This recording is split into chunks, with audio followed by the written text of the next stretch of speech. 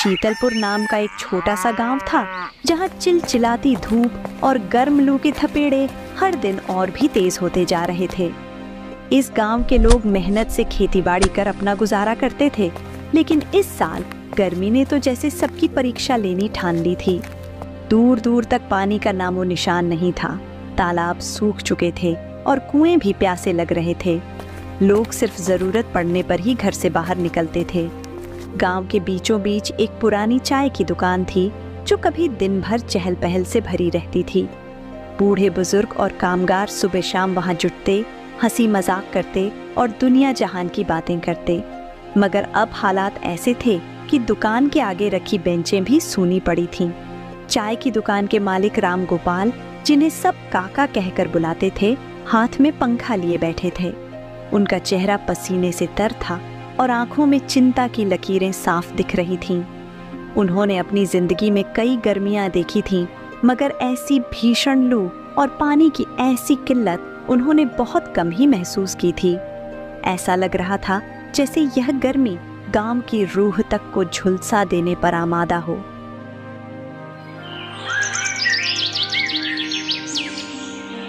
उसी गांव में भोला नाम का एक मजदूर अपनी पत्नी रीमा और एक 10 साल का बेटा कार्तिक के साथ रहता था।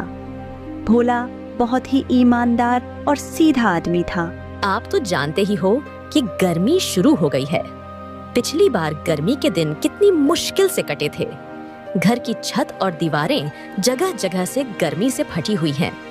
अगर तुमने इस बार भी कोई इंतजाम नहीं किया तो हमारा हाल पहले जैसा हो जाएगा। बाहर की सारी गर्मी घर में आएगी। तुम सही कहती हो रीमा, पिछली बार की गर्मी ने बहुत परेशान किया था। इस बार कैसे भी करके छत और दीवारों की मरम्मत जरूर करवानी होगी। रीमा, मैं मालिक के पास जा रहा हूँ, वह जरूर मेरी मदद करेंगे। अगर मालिक ने पैसे दे दिए तो मैं कल ही छत और दीवारों की मरम्मत करवा दूंगा। इतना कहकर भोला अपने मालिक के पास चला जाता है और मालिक से कहता है, मालिक, आप तो जानते ही हो इस समय घर में एक भी पैसा नहीं है और गर्मी शुरू हो गई है। घर की छत और दीवारें जगह जगह से फट रही है। अगर मैंने छत और दीवारों की मरम्मत नहीं करवाई तो बाहर की सारी गर्मी घर में आएगी। पिछली गर्मी में तो मैंने अपने पड़ोसी के घर से पंखा ले लिया था, लेकिन उसने इस बार पंखा देने से मना कर दिया। अगर इस बार छत और दीवारों की मरम्मत नहीं करवाई तो गर्मी से मेरा पूरा परिवार बीमार हो जाएगा। मालिक, मुझे थोड़े बहुत पैसे दे दीजिए, अगले महीने की तनख्वाह में काट लेना। भोला, तुम्हें अच्छी तरह से पता है मैंने कभी भी तुम्हें किसी चीज के लिए मना नहीं किया। मैंने हर समय तुम्हारी मदद की है और तुम ये भी जानते हो कि हमारी दुकान इस समय बहुत घाटे में चल रही है। इस दुकान की वजह से मुझे बहुत नुकसान हो गया है, इसीलिए मुझे ये दुकान बंद करनी होगी। तुम भी अपने लिए कहीं और काम तलाश कर लो। मालिक, ऐसे में मुझे कहाँ काम मिलेगा? मैं तो आपसे बस थोड़े पैसे उधार लेने आया था, लेकिन आपने तो मुझसे मेरा रोजगार ही छीन लिया। भोला, मैं तुम्हारी परेशानी समझ सकता हूँ, लेकिन मैं भी मजबूर हूँ।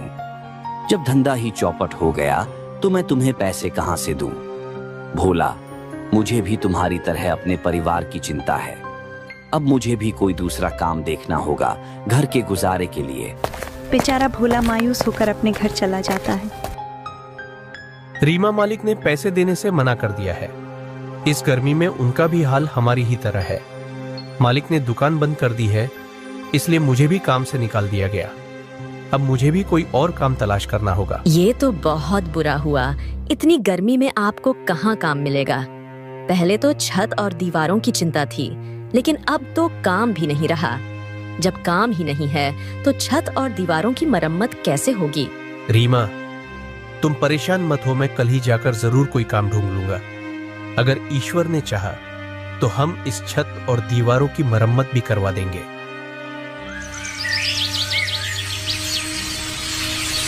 अगले ही दिन भोला काम की तलाश में निकल जाता है। तभी भोला एक गोदाम पर जाता है और मालिक से कहता है, सेठ जी, मैं काम की तलाश में हूँ। क्या आपके गोदाम पर कोई काम मिल सकता है? बेटा, हमारे गोदाम पर काम करने के लिए हमें मेहनती और भरोसेमंद लोगों की जरूरत होती है। तुम किस तरह से काम कर सकते हो? आपको मेरा काम बहुत पसंद आएगा। मैं बहुत मेहनत से काम करता। मेहनत से तो हर इंसान काम करता है, यहाँ गर्मी के मौसम में गाड़ी से राशन के बोरे उतार कर गोदाम में रखने पड़ते हैं और फिर उन बोरों को उठाकर ग्राहकों को देने होते हैं। ये काम बहुत मेहनत का है, खासकर इस गर्मी में। ठीक है सेठ जी, मैं काम करने के लिए तैयार हूँ। आप मुझे बता दीजिए कि कब से आना है। फिलहाल तो अभी हमारे पास कोई जगह नहीं खाली है। हाँ, अगर भविष्य में कोई जगह खाली होगी तो हम तुम्हें जरूर बताएंगे, लेकिन अभी के लिए मुझे माफ करो, मैं तुम्हें कोई काम नहीं दे सकता। ये सुनकर भोला उदास हो जाता है और फिर वहाँ से चला जाता है।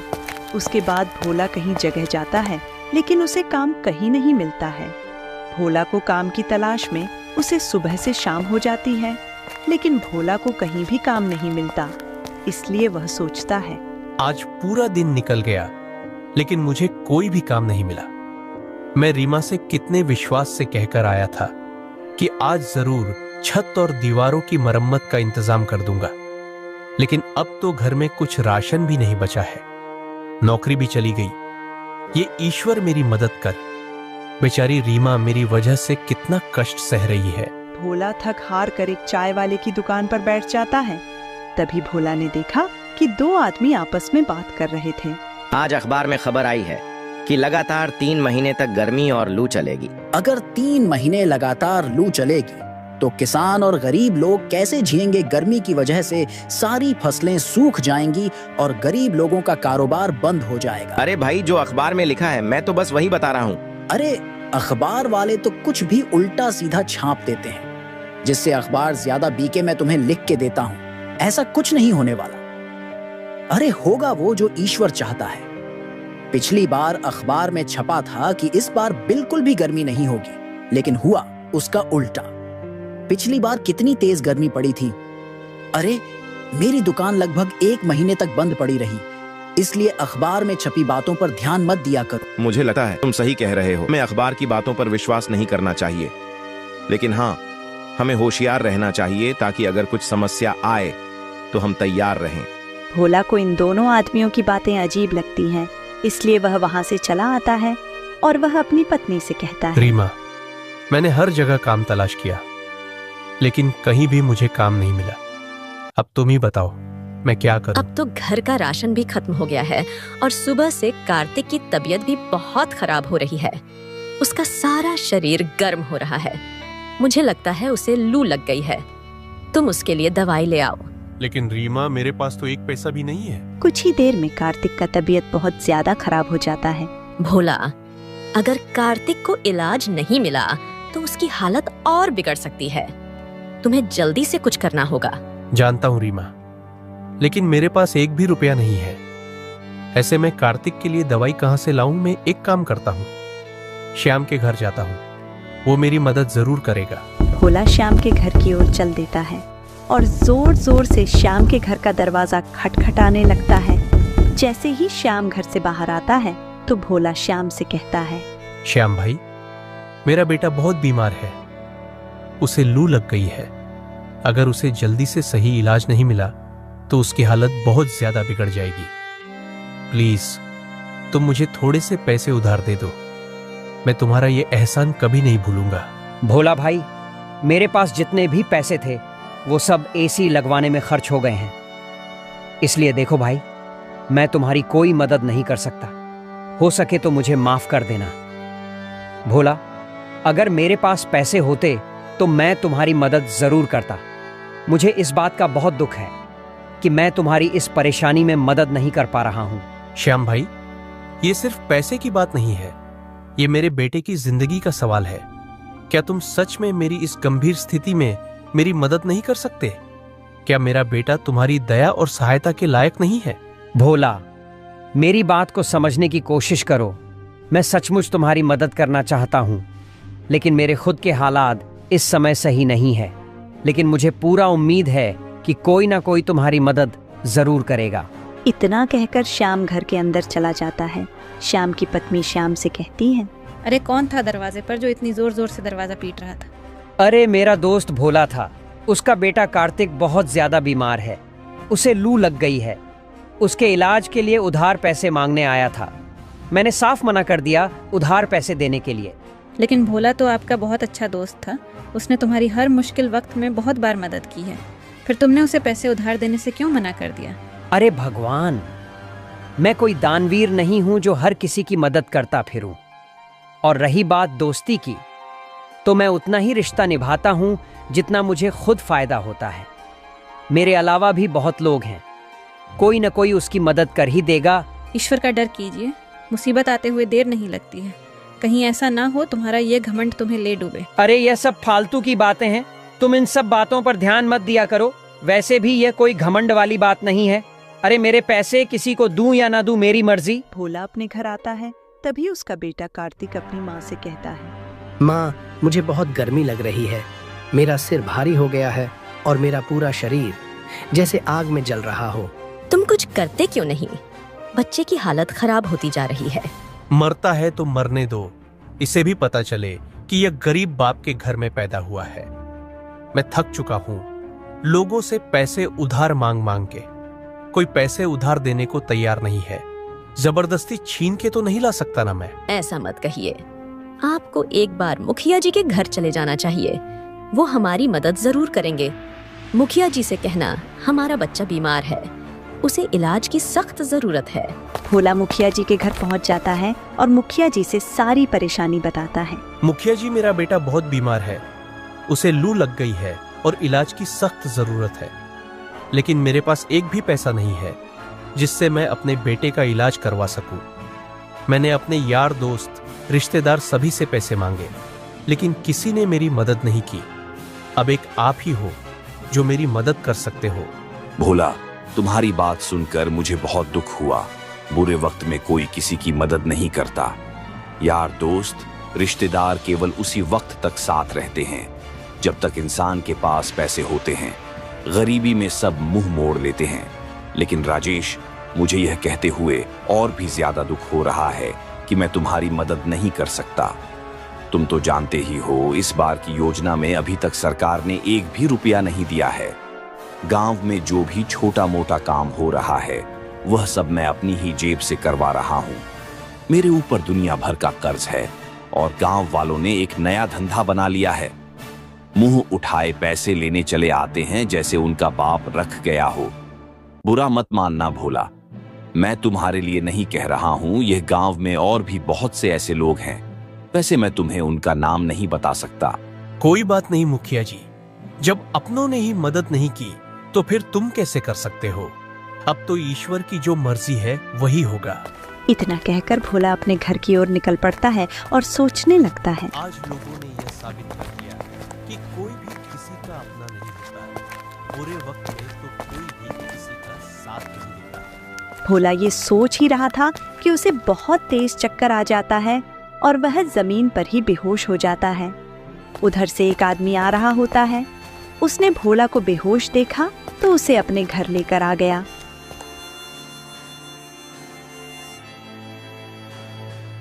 मैं तो अपने घर जा रहा था, फिर यहाँ कैसे आया? मुझे जल्दी से अपने घर जाना होगा। तुम रास्ते में बेहोश पड़े थे, इसलिए मैं तुम्हें अपने घर ले आया। तुम्हारा अभी अपने घर जाना ठीक नहीं रहेगा। पहले तुम्हें आराम करने की जरूरत है, उसके बाद अपने घर चले जाना। आपने मेरी मदद क्यों की? आप तो मुझे जानते भी नहीं हो, फिर भी आपने मेरी मदद की, मुझे अपने घर ले आए और मेरा इतने अच्छे से ख्याल रखा। देखो भाई, जीवन में केवल खुद की मदद करना ही काफी नहीं होता है, बल्कि हम सब एक दूसरे की मदद के लिए हैं। जब कोई इंसान परेशान हो तो हमारा फर्ज बनता है कि उसकी मदद करें। हो सकता है कि तुमने अब तक लोगों के बुरे पहलू ही देखे हों, लेकिन मैं मानता हूं कि अच्छाई भी इसी दुनिया का हिस्सा है। सच में? क्या आपको नहीं लगता कि लोग सिर्फ अपने फायदे के लिए ही जीते हैं, किसी और की परवाह नहीं करते, चाहे दूसरा जिए या मरे? हाँ, कुछ लोग ऐसे भी होते हैं, लेकिन हर कोई ऐसा नहीं होता। कुछ लोगों के अंदर अच्छाई भी होती है। वैसे तुम बेहोश कैसे हो गए थे? तुम्हें देखकर ऐसा लगता है जैसे तुम्हारी हालत कुछ अच्छी नहीं है। मेरा बेटा बहुत बीमार है और मेरे पास एक पैसा भी नहीं है जिससे मैं उसका इलाज करवा सकूं। मैंने सभी से अपनी बेटे के इलाज के लिए पैसे उधार मांगे, लेकिन किसी ने भी मेरी मदद नहीं की। मैं आखिरी उम्मीद लेकर मुखिया जी के पास गया था, लेकिन उन्होंने भी मुझे पैसे देने से इनकार कर दिया। मैं इसी सोच में डूबा हुआ था।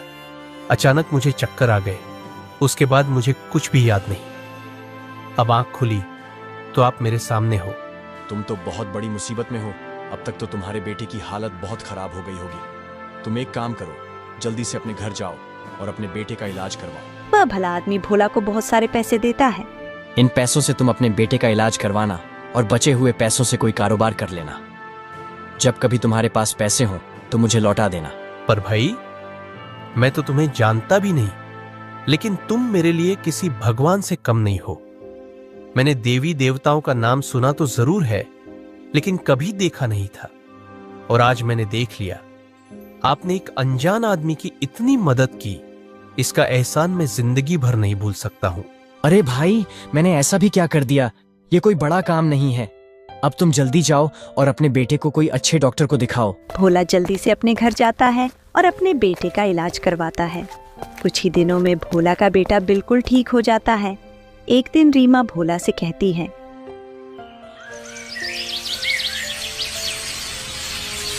आपने मुझे बताया नहीं, आप पैसे कहाँ से लाए थे? रीमा, ये पैसे मुझे एक आदमी ने दिए थे। मैं तो उसे जानता भी नहीं कि वह कौन था, लेकिन मेरे लिए किसी भगवान से कम नहीं था। मैंने उससे उसका नाम पूछा, लेकिन उसने मुझे नाम बताने से इनकार कर दिया। मैं उसे जंगल में बेहोशी की हालत में मिला था।